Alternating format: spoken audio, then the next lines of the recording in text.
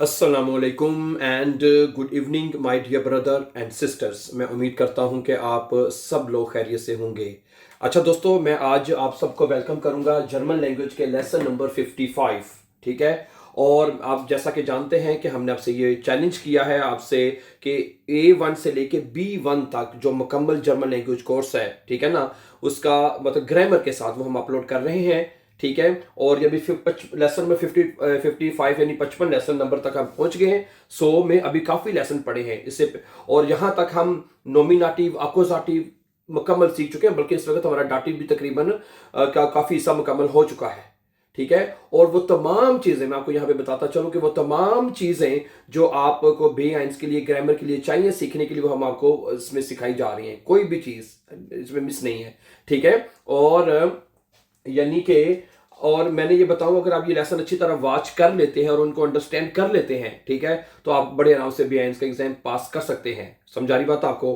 और दूसरी बात यहां पे ये बताता चलूं कि ये तमाम लेसन्स एक तरतीब के साथ, एक सीक्वेंस के साथ ना, एक प्लेलिस्ट हमने बना दी है ताकि ये लेसन तमाम आपको तरतीब के साथ मिलते रहें। ठीक है। क्योंकि समटाइम हमारे दूसरे लेसन भी अपलोड होते हैं। ठीक है। उस प्लेलिस्ट का नाम है 100 डेज प्रोग्राम। ऊपर से 100 आपको लिखा हुआ नजर आ जाएगा। वहां पे आप जाएं और लेसन नंबर 1 से लेकर तरतीब के साथ आप इसको सीखना शुरू करें, तो आपको ये तमाम लेसन समझ आना शुरू हो जाएंगे। ठीक है। जैसा कि आप जानते हैं कि इस वक्त हम डाटिव प्रेपोजिशंस पढ़ रहे हैं ना, क्या ख्याल है? इस वक्त हमारे डाटिव जो प्रेपोजिशंस हैं वो हम पढ़ रहे हैं। ठीक है। और लास्ट टाइम हमने, आपको याद होगा, जो मिथ जो है प्रेपोजिशन पढ़ चुके हैं मिथ प्रेपोजिशन हमने लास्ट टाइम पढ़ा था। ओके। और आज का जो प्रेपोजिशन है वो हम पढ़ेंगे बाय। ठीक है जी, बाय प्रेपोजिशन हम पढ़ेंगे। और यहां पे मैं ये बताता चलूं कि ये जो डाटिव के प्रेपोजिशन हैं, ओके, हर प्रेपोजिशन के 2 से 3 इस्तेमालात आपको सीखने चाहिए। ठीक है, कि ये कहां कहां पे इस्तेमाल होते हैं। ओके। और लास्ट टाइम हमने मिथ के ऊपर तफसील से एक आपको मतलब उसमें एक्सप्लेन कर दिया गया है। और आज हम बात करेंगे बाय प्रेपोजिशन के ऊपर। ठीक है। तो बाय प्रेपोजिशन का इस्तेमाल वो नंबर 1 पे हमें बताता है कि अगर आप किसी जगह के पास हैं या किसी के पास हैं, किसी की तरफ गए हैं, तो बाय लगेगा। मैं सिर्फ एग्जांपल, जब मैं जुमले लिखूंगा तो आपको बिल्कुल अच्छी तरह समझ आ जाएगी। ठीक है। सुनिए, मतलब अगर आप कहते हैं मैं अपनी खाला के पास हूं, मैं अपनी खाला के पास हूं, क्या बनेगा? Ich bin bei meiner Tante। माइनर ठानते।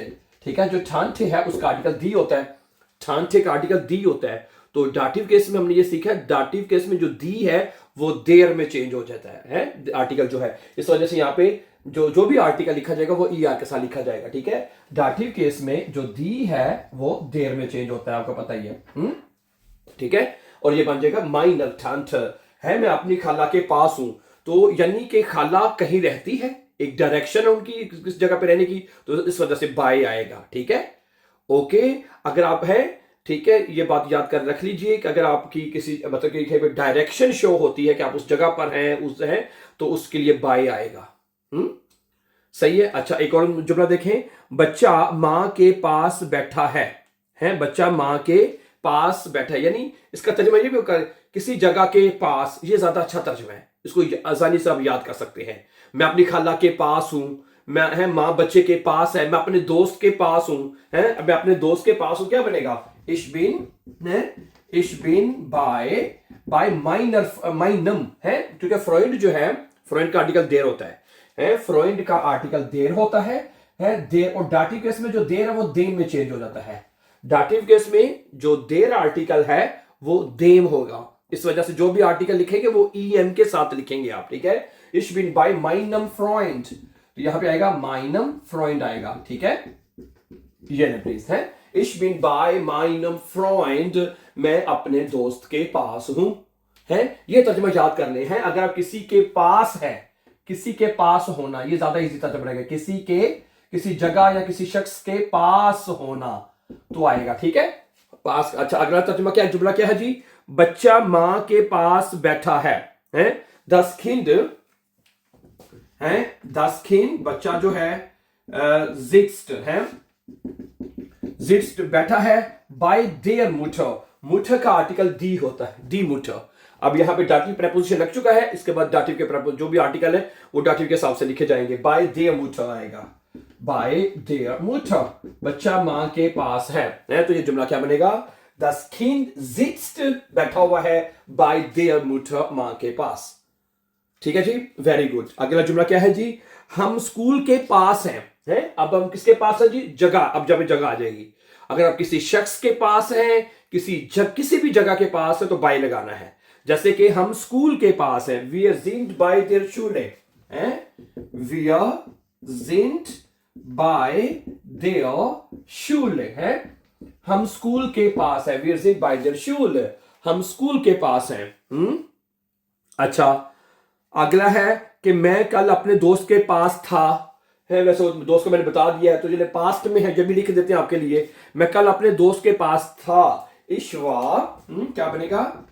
Ich war gestern, G-E-S-T, gestern bei meinem Freund, bei meinem Freund,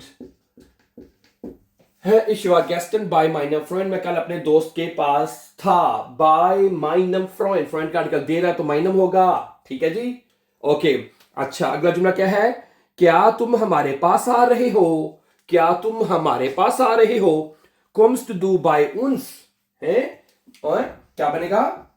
kommst du bei uns, हमारे पास है, wir uns हो जाता है डाटिव से। क्या for by भी कहना तो लगाने एंड पे है, for by है क्या बनेगा? kommst du bei uns vorbei, क्या तुम हमारे पास आ रहे हो, है?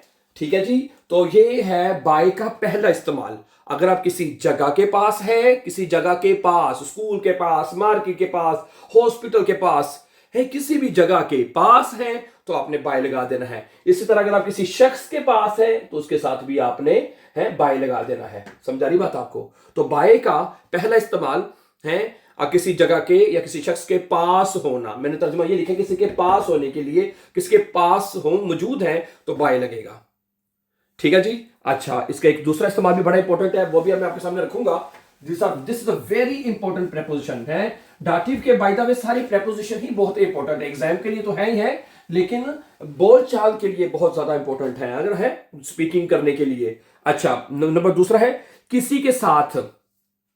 अगर आप किसी इदारे या कंपनी के साथ काम करते हैं तो भी बाय लगेगा, है। अगर आप कहते हैं मैं एक कंपनी में जॉब करता हूं, है, तो क्या बने? Ich arbeite bei einer Firma, है। क्या बनेगा? Ich arbeite, है, ich arbeite bei einer Firma का आर्टिकल भी दी होता है, दी फिर्मा।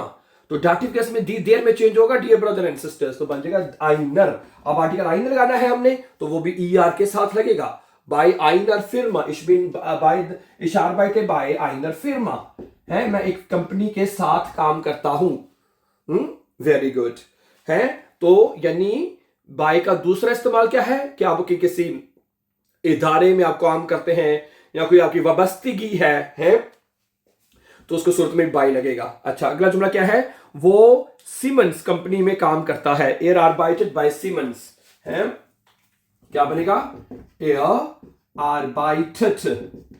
आर्बाइटेड बाय सीमेंस, सीमेंस कंपनी का नाम है तो इसके लिए बाय लगेगा। ठीक है, किसी भी एयर आर्बाइटेड बाय BMW, बाय VW, ये किसी भी कंपनी में अगर आप जॉब करते हैं, काम करते हैं तो उसके लिए भी आपका बाय प्रेपोजिशन लगेगा। ठीक है जी। अच्छा, आगे सुनिए क्या है जी, है कि मैं जो है बेकराई से रोटी खरीदता हूं या वहां पे काम करता हूं, है। Ich kaufe Brot, है, क्या बनेगा?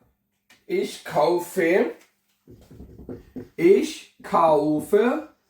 Brot, है, मैं ब्रोड खरीदता हूं। बाय देम बेकराई का आर्टिकल देर है और 10, वो दोनों देर में चेंज होते हैं। देर और 10 आर्टिकल जो है यहां पे लिख लेते हैं कि जो जिसका आर्टिकल 10 है, 10 आर्टिकल और देर दोनों देर में चेंज होते हैं। ठीक है, डाटिव केस में देर आर्टिकल और 10 आर्टिकल दोनों देम में चेंज होते हैं तो बाय देम बेकराई हो जाएगा, है, बाय देम बेकराई है। इसका स्पेलिंग बेका बाय देम बेका, सॉरी, बाय देम बेका कहते हैं इसको, उसको क्या नाम है? बाय देम बेका। ओके।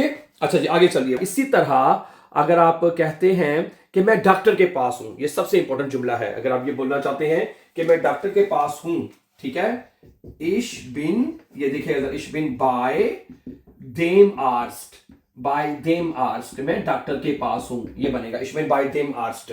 डॉक्टर का आर्टिकल देर है तो देम आ जाएगा, है, इश बिन बाय देम आर्स्ट होगा, ठीक है। अब जरा बात गौर से सुनिएगा, जरा तवज्जो से। अब यहाँ पे आपको मैंने प्लस का निशान डाला है। अब हम करते क्या है कि ये जो एम है ना बाय का, इसको बाय के साथ जोड़ देते हैं और फिर हमें आर्टिकल पूरा लिखने की जरूरत नहीं है। तो ये बन जाएगा इश बिन बाइम आर्स्ट, है, इश बिन बाइम आर्स्ट, है, इश बिन बाइम आर्स्ट, मैं डॉक्टर के पास हूं, इश बिन बाइम आर्स्ट, है, डॉक्टर का आर्टिकल दे रहे तो वो दे में चेंज हो जाएगा, इश बिन बाइम आर्स्ट, मैं डॉक्टर के पास हूं। ठीक हो गया, ओके। तो यानी कि दूसरा इस्तेमाल हमें यह बता रहा है, इसमें दोबारा कुछ जुमले जैसे मैंने बताया है, ओके। ये बाय से बाइम कैसे हुआ ये पता चल गया ना आपको कि नहीं, है, बेसिकली प्रेपोजिशन हमारा बाय है, ओके, ठीक है। तो जब आपने मतलब कि करना है, बाय देम होगा, बाय देम दो जगह पे आएगा, देर और दस के उसके बाद अगर आर्टिकल है नाउन का तो वो देम में चेंज होगा, तो उसको फिर आप बाइम में लिख सकते हैं। क्या ख्याल है, इश बिन बाइम आस्क्ड, मैं डॉक्टर के पास हूं। अच्छा, बाय का एक इस्तेमाल आपको और सीख लेना चाहिए, ठीक है। आप बीएएनएस के स्टूडेंट हैं तो कम से कम बाय का एक इस्तेमाल आपको और जरूर पता होना चाहिए, ठीक है।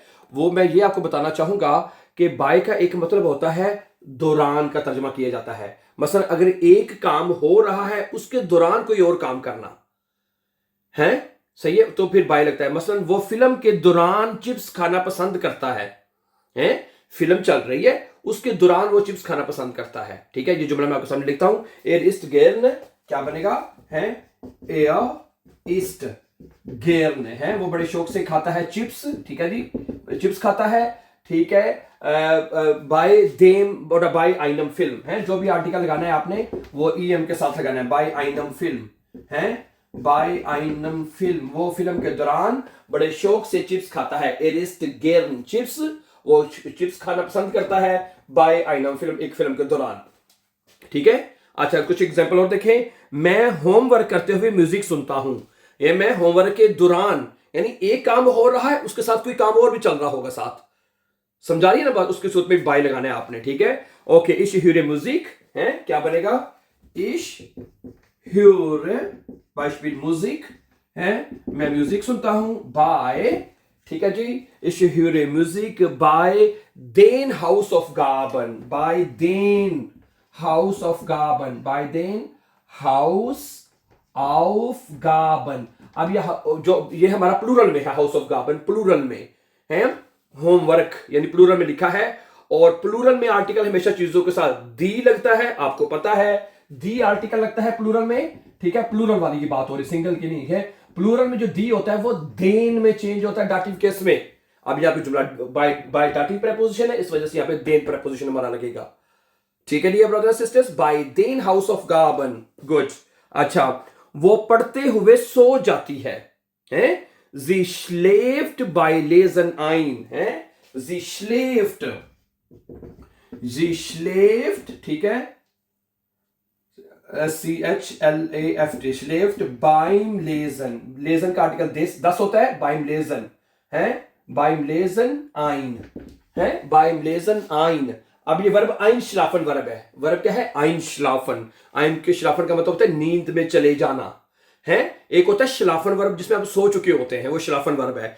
आइन श्लाफन वर्ब वो होता है जिसमें आप नींद में अभी जा रहे होते हैं, तो ये ट्रेंड बार बार में, इसलिए आइन एंड पे लिखा हुआ है, ठीक है जी। तो वो क्या बनेगा जी, sie schläft beim lesen ein, इसका आर्टिकल दस है, तो मैंने अभी आपको बताया है दस और देर देम में चेंज होते हैं, तो इस वजह से वहां पे हमें आर्टिकल लगाने की जरूरत नहीं, उसका आर्टिकल का एम आप प्रेपोजिशन के साथ जोड़ देंगे तो बाइम हो जाएगा, तो आपको अलग से लिखने की जरूरत नहीं है, देम लगाने की जरूरत नहीं, मेरा मतलब है, गुड। आगे सुनिएगा, हैं, बच्चे खेल के दौरान हंसते हैं, बच्चे खेल के दौरान हंसते हैं, खेल रहे हैं और उसके साथ साथ हंस रहे हैं, यानी मैंने बताया ना बाय का एक इस्तेमाल क्या है, एक चीज एक काम के दौरान एक साथ दूसरा काम होते हुए हो या हो रहा हो उसको बताने के लिए भी आप बाय लगाते हैं, die Kinder lachen, क्या बनेगा जुमला जी, die Kinder lachen, Kinder lachen, बच्चे जो है वो हंसते हैं जी। कब हंसते हैं जी? beim Spiel है, beim Spiel। क्यों आएगा beim Spiel? by dem, Spiel का आर्टिकल 10 होता है, तो by dem Spiel हो जाएगा, ठीक है। by dem Spiel, तो हम dem को नहीं लिखना चाहते, इसका m लेके इसके साथ जोड़ देंगे, ये बन जाएगा beim, फिर हमारा आर्टिकल यहां से खत्म हो जाएगा है। Die Kinder lachen beim Spiel, खेल के दौरान हंसते हैं, ऊपर भी beim होगा, दोनों का आर्टिकल 10 है, 10 Spiel 10 लेजर, ठीक है। वेरी गुड है। अच्छा, अगला एक जुमला देखें, हम खाने के दौरान बातें करते हैं, खाना खाया जा रहा है और उसके दौरान बातें हो रही हैं, तो नॉर्मली वैसे तो होनी नहीं चाहिए, वैसे चलो जुमला हमने बनाना है, we are ridden by them, we are ridden, ठीक है, हम बातें करते हैं बाय देम, इसका भी आर्टिकल देम है, 10 है, देम हो जाएगा बाय देम आबंड एसन है, आबंड ABEND आबंड एसन है, आबंड एसन, ठीक है।